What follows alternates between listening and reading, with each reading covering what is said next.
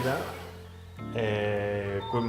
molta curiositat per part dels companys i altres assignatures, i ja ens l'han demanat per a fer l'ús d'alguna gravació per l'institut i coses d'aquestes, o sigui, però molta curiositat. En tecnologia sempre ho vegem que tenim que fer molts projectes perquè la teoria no hi ha manera de poder donar-la, sinó és i quan comencem? I quan comencem a construir?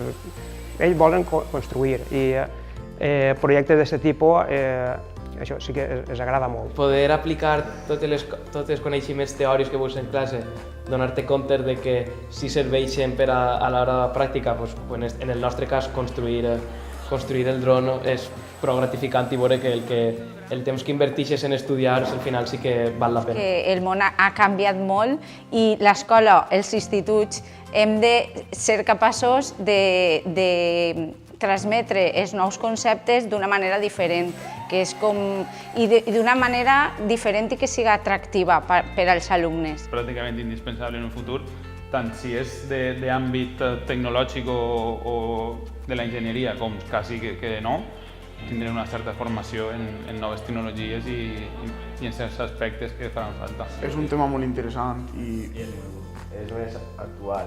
Porque pasamos ya de tecnología a hacer cochecitos de madera a hacer algo más interesante.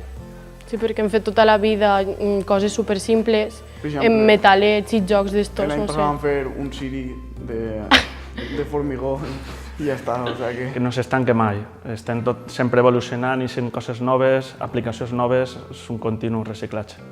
Lo novedós del projecte també és que siga tan participatiu i que busque la vessant social i la millora de la ciutat, en definitiva, que és un valor que crec que és molt important anar inculcant a la joventut.